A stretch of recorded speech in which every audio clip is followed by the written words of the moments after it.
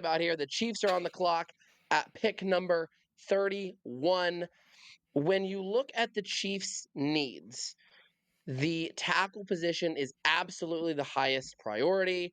A lot of experts are predicting offensive tackle Josh Simmons out of Ohio State. Mel Kiper believes that. Other experts believe that. And I would love to see Josh Simmons in a Chiefs uniform. However, nothing about Chiefs GM Brett Veach makes me think that Josh Simmons is going to be a Chief. I actually have Josh Simmons being picked before the Chiefs are on the clock. But when you look at Brett Veach, the Chiefs general manager, he does not value his first round offensive line. He does not tend to value first round offensive linemen. He really likes going for those fifth and sixth rounds offensive linemen. We see that with Creed Humphrey, Trey Smith, two of his most successful draft picks outside of being a scout for Patrick Mahomes. What we do see the Chiefs draft is D linemen in the first round. And so for that, my bold prediction for the Kansas City Chiefs is going to be Tennessee volunteer interior defensive lineman Omar Norman-Lott. That is not a name that we have mentioned on this podcast at all until right now. But I think other interior guys like Mason Graham, Walter Nolan, Kenneth Grant, I think all of those guys are going to be off the board. And I don't think Brett Veach is going to go trade up to get any of those guys. I don't think he values the first round offensive line talent that's going to be left at 31. And so I do like Omar Norman-Lott. He's a very big and tall guy. He's going to be great. He's not going to come in right away, but he's going to be a guy that gets some rotational reps this year and becomes a key contributor in a year or two. Omar Norman-Lott. Timestamp it now. That's who's going to Kansas City. I'm so glad that we have a Chiefs expert on this podcast because I would have never predicted this guy to go. But once you said his name, it makes way too much sense. I mean, the Chiefs lost Tershawn Wharton, who was a extremely valuable contributor on that rotational defensive line. They couldn't afford to pay him. Truly, he went and got his bag somewhere else, and he fully deserved it. He was a great player for Kansas City, but you have to replace that role with somebody else. He had a 19% pass rush win rate from the interior. He's also 6'3", 315 pounds. Put that guy next to Chris Jones, and there's going to be some explosions with the amount of force that's going to be applied to opposing offensive lines. So I really like that selection, and I, for once, can say I'd never even considered him. I am most certainly a Josh Simmons truther. The guy is exactly who the Chiefs need. And I think if he falls, they would be stupid to not pick him. I mean, look at his statistics from last season. His season was cut short with a torn ACL, which is really sad because he was putting together a gem. First in the country with a 99.7 pass block efficiency rating per Pro Football Focus. In order to get that, he only allowed one hurry and one pressure on 158 pass blocking snaps. That's ridiculous. The dude was just lights out. He's also good size. So if he can recover from that injury effectively, whatever team gets him is going to get a stud. He's genuinely the only guy I had written down. Absolutely. So yeah, I agree with you. Simmons he's going to be good. But I don't think he's going to be there. I have him being mocked at 25 to Houston, and I don't think he's going to be a guy that Veach is going to want to trade up for. Sure. And that makes a whole lot of sense because doing mock drafts in preparation for this episode, I see him going early as well, just because he is so good and a lot of teams late in the draft need tackle. But I'm very curious to see where the Chiefs go on draft night. I think it's fairly possible that they trade up. Brett Veach has done that in the past. He likes to make moves in the first round of the draft. And the Chiefs have a lot of needs, at least depth-wise. I think that the Chiefs could use a lot of quality contributors because when you're in a salary situation like Kansas City, you can't really afford to fill out that roster all the way before the draft. Lions are in a similar spot, so but I really like both of those guys to Kansas City, and I'm super pumped to see what Veach does on draft night. But moving on to the Los Angeles Chargers, division rival. Tyler, what do you think they're going to do here? So when it comes to the Chargers, the LA Chargers believe that they have a generational talent at quarterback. And I'm not going to disagree with that necessarily, but he has not panned out or really done anything. So the Chargers have got to go get Justin Herbert, whatever piece he feels they need, offensively or defensively. That being said, the piece that I believe that the Chargers need is to help Justin Herbert out when he is on the bench, and that is going to be defense. They lost Joey Bosa this offseason, and that's a massive loss. I know he's not the same Bosa that he was a couple years ago, but it's still a massive loss for that team.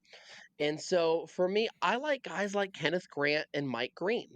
If Mike Green is still available, it's very possible that he goes top 10, but if not, he could very easily fall to the Chargers. As a reminder, the Chargers have the 22nd pick.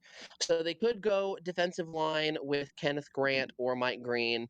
They could also go linebacker. If they want to go linebacker, I would expect guys like Jahad Campbell or Jalen Walker, the SEC studs, to go to San Diego or LA. I always call them San Diego. The Chiefs fan me calls San Diego. But yes, technically they are the LA Chargers. Tyler has been quoted saying that until they win anything important, he will continue to refer to them as the San Diego Chargers, which I don't And necessarily I'm going to do disagree the with. same thing with the Raiders. It's going to be Oakland. So that explains that inaccuracy, which I think that's a fun quirk that the Chiefs fan in you has. I don't necessarily disagree with you. I think that interior defensive lineman is a need for probably about 60% of the teams on this list, and it's a great class, a great draft class to have that need. Lots of talented guys, but I just don't know how you can justify going into the season with a receiving core that consists of Quentin Johnston, Mike Williams, and Lad McConkey. Lad McConkey being the outlier because he's freaking phenomenal.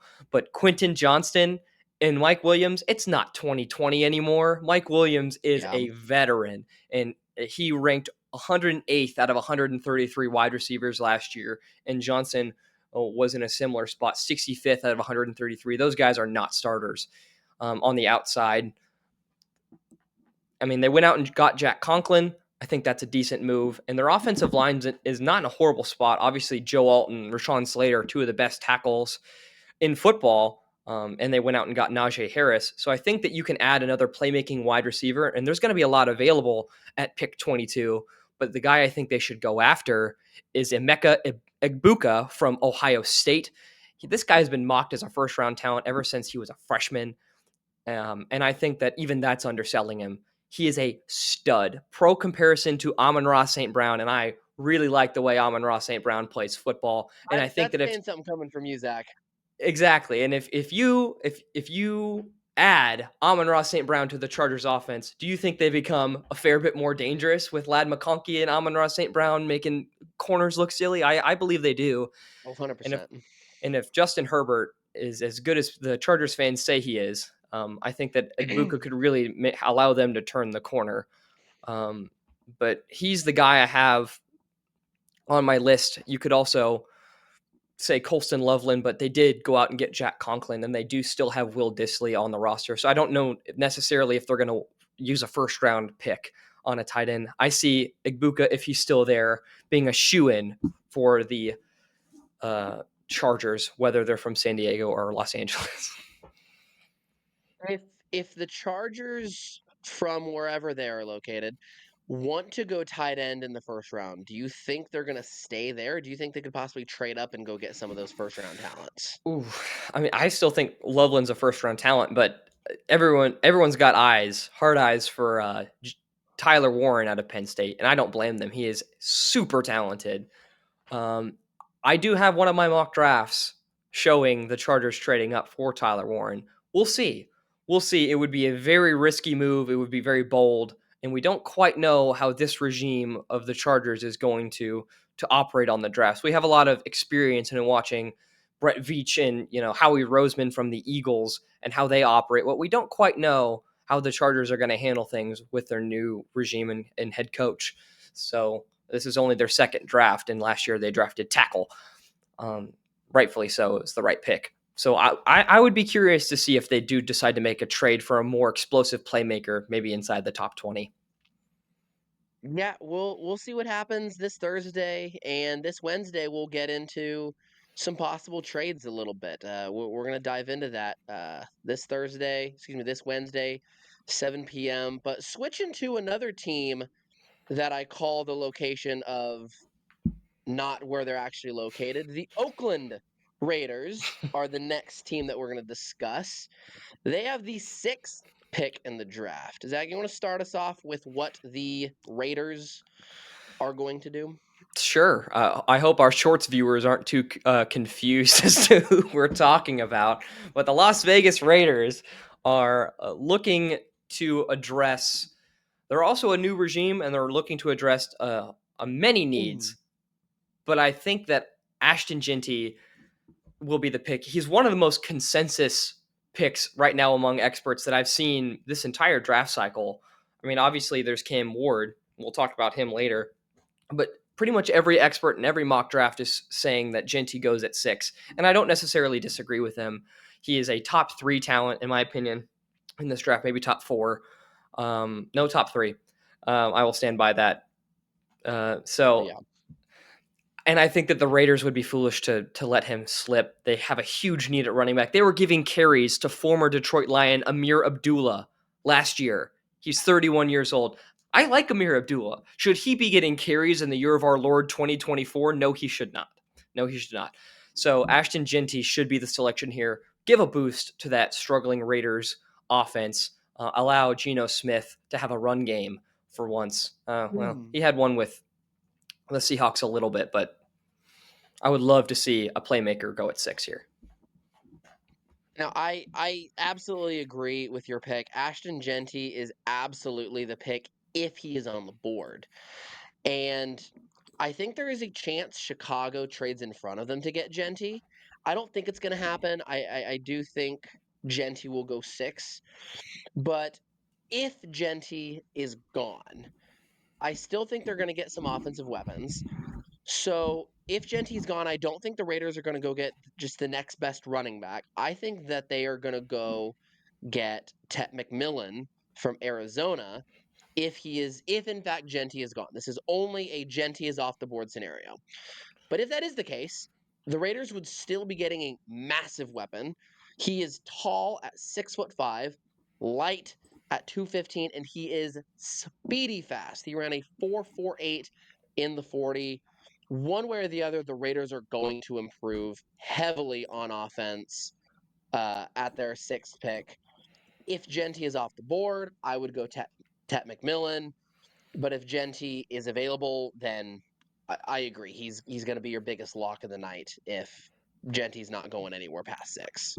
Yeah, and they had such a huge need there at wide receiver. I mean, their current X receiver, I don't even know if he's playing X, Christian Wilkerson. I'm looking at their PFF page to see what their roster looks like. I mean, besides Trey Tucker and Jacoby Myers, nobody on this roster logged enough snaps to be ranked by PFF. So I'm not sure what to make of any of them.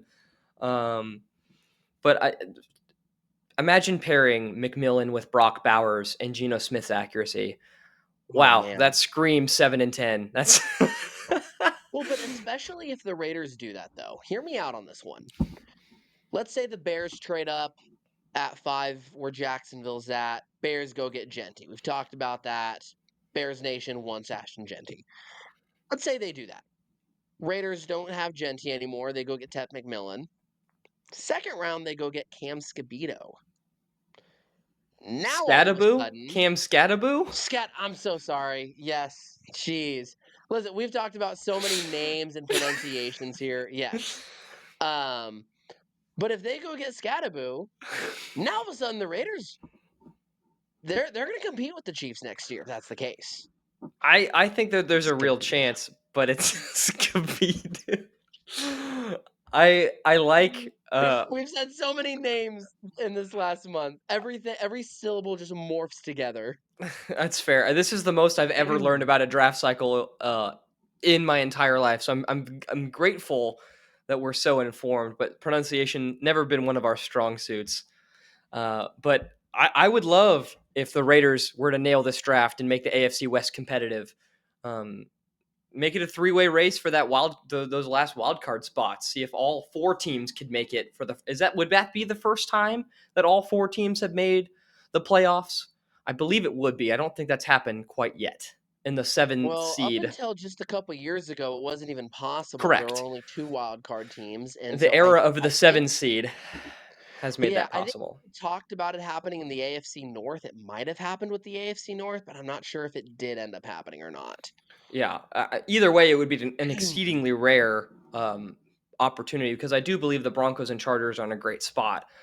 But yeah, Oh, yeah. Genty pretty much a lock, but Ted McMillan would be a fun little hypothetical if a trade does end up occurring. But we can move on to the Denver Broncos. I think, Tyler, this team crests the top three of your most hated teams in the NFL. So I'm going to go to you Uh, first. this this team, the Denver Broncos, are not top 3 most disliked for me. They are top 2, and usually they're not 2.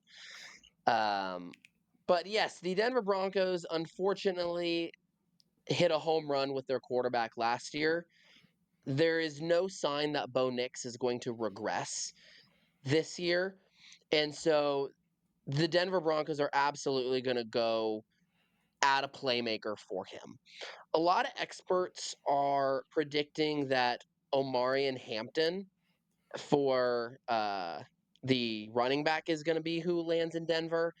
I predict Hampton to go number 12 at Dallas. I predicted him in a couple episodes ago to go to Dallas at 12, and I'm going to stick with that. This leaves the door wide open for Denver to draft a wide receiver, someone like Luther Burden or Emeka Egbuka. I'm at least going to get one pronunciation right tonight. The Ohio State standout. Bo Nix showed amazing potential last year for Denver and got success as well. The first playoff appearance since the Manning era. And both Burden and Egbuka, they're both speedy guys. They're going to make Bo Nix's deep ball so much more deadly. And for like the third straight year, the AFC West is winning the championship of best division in football. We'll see if it plays out, but especially if one of those two guys ends up in Denver, it is going to be a scary 6 games for the Kansas City Chiefs' divisional matchups. Oh, yeah.